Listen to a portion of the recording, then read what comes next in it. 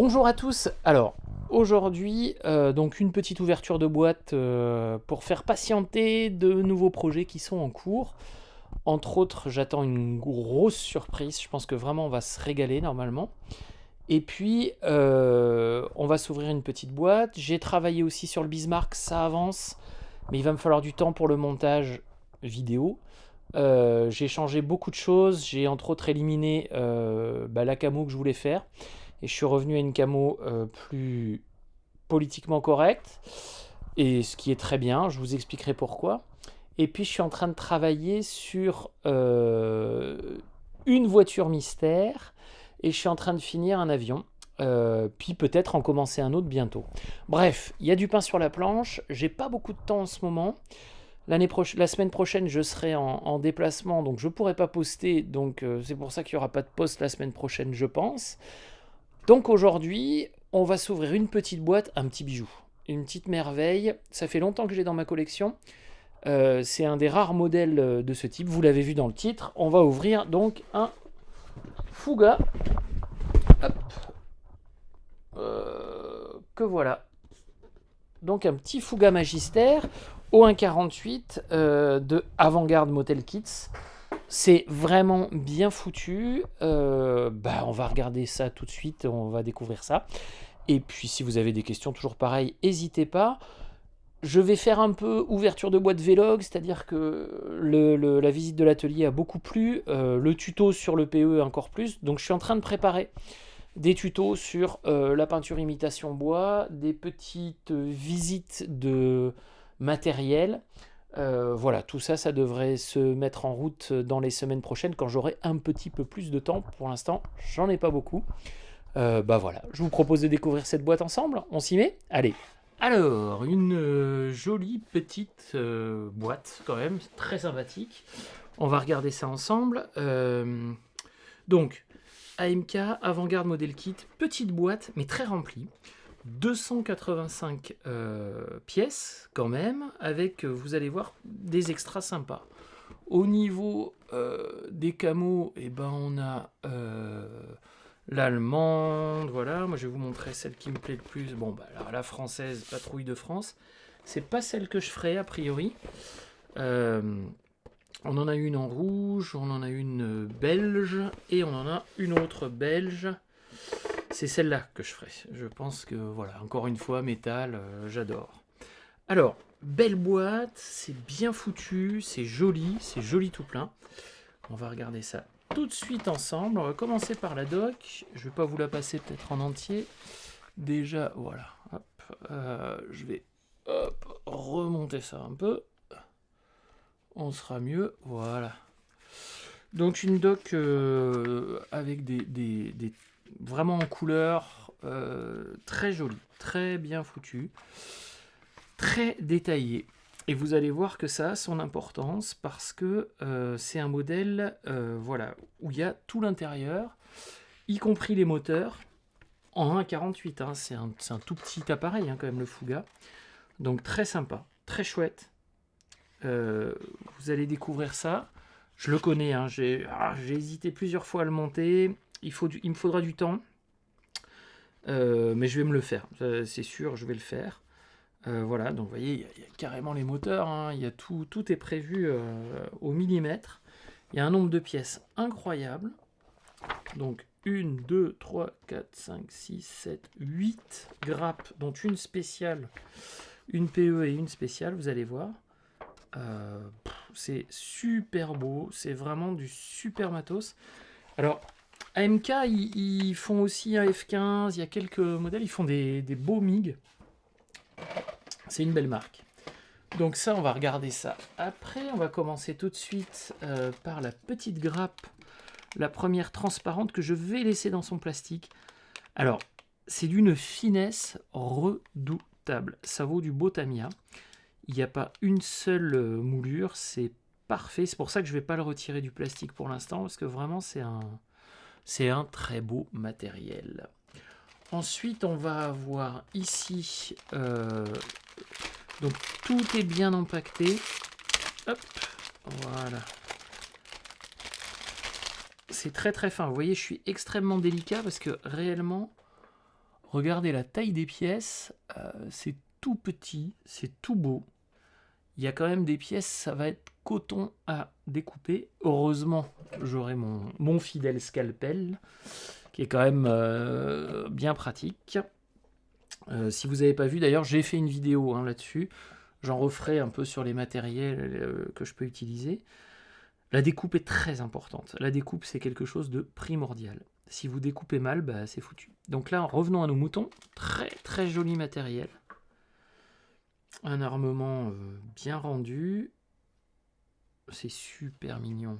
C'est super mignon. Ouais. Vraiment, c'est très très beau. C'est du beau matos. Ça, c'est le siège. Ici, on a des roquettes. Voilà. Et a priori, de ce que j'ai vu, c'est intelligent. Ça a été fait avec beaucoup d'intelligence, beaucoup de précautions. Alors voilà. On a une planche transparente, spéciale. Je ne suis pas du tout fan de ce genre de choses normalement. Zukemura en a fait quelques éditions aussi. Parce qu'on a le moteur à l'intérieur, on a pas mal de trucs à l'intérieur. Et donc, ils ont livré une planche entièrement transparente. Mais vous voyez, c'est ça qui est un peu bizarre. C'est à moitié transparent. Donc, si c'est juste pour donner une impression d'eux, ça me plaît pas trop. Je pense qu'on le fera absolument pas en transparent. Peut-être ouvrir une trappe ou deux. Je vais voir. Mais en tout cas, a priori, peu d'intérêt.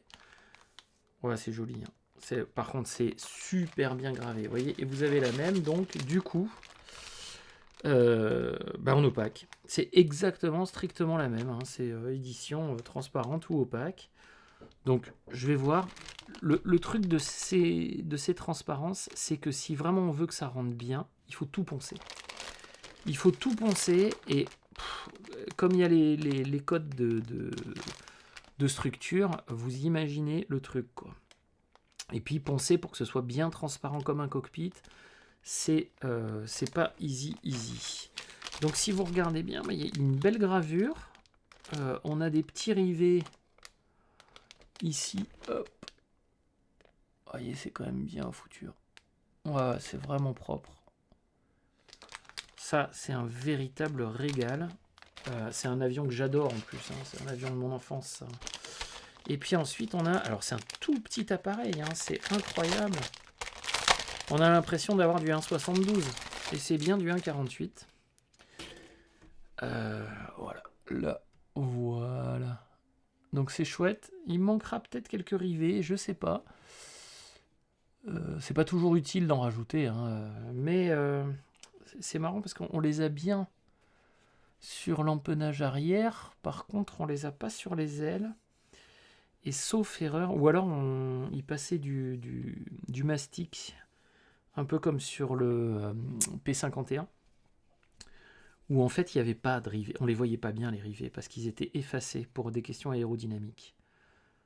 C'est un super appareil, hein, le Fuga. Ok, donc là, regardez-moi la finesse de ça. Ça fait vraiment envie, le plastique est vraiment agréable, il n'y a pas de flash, j'en ai vu un tout petit là sur une grappe, mais enfin 3 fois rien. C'est vraiment très très très bien fait, vous voyez le moteur avec le câble. Alors ça à peindre, ouais, il faut un poil, quoi. Un poil, une micro-goutte. Et puis les points d'injection sont bien à l'intérieur, donc ça c'est plutôt chouette. Mais vraiment c'est du beurre, hein. J'irai pas jusqu'à dire que c'est du Lego, mais on s'en rapproche. Et puis une petite boîte magique en plus. Alors, genre format téléphone. Hop là, bah voilà, bravo Thomas. Hop, je vais les remettre après. Donc avec plein d'éléments en métal blanc. C'est petit, hein. C'est vraiment tout petit. Donc ne faites pas comme moi, ne l'ouvrez pas comme une brutasse. Laissez bien tout à l'intérieur, c'est mieux. Alors, il a bougé un peu, hein. J'ai déménagé mon atelier il n'y a pas si longtemps, je pense qu'il a bougé un peu, mais quand même, voilà. On a myriade de pièces, vraiment beaucoup de pièces. Voilà, c'est là. Ça, c'est les entrées de réacteurs, je pense. Hop, c'est ça. Le train d'atterrissage, regardez comme c'est petit. C'est minuscule. Je ne sais pas combien ça mesure. Hop. Ouais, on est à 1,5 cm.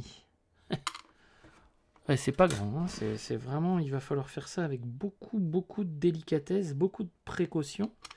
C'est ici. Là, on a, hop, nos pieds de train. Hop, super. Ça, on retrouve tout de suite, il n'y a pas de problème, mais voilà, hop. Ça, je sais pas où ça va. On va voir ça après. Je suis désolé de perdre un petit peu de temps à tout ranger, mais ça permet de voir toutes les pièces, une par une.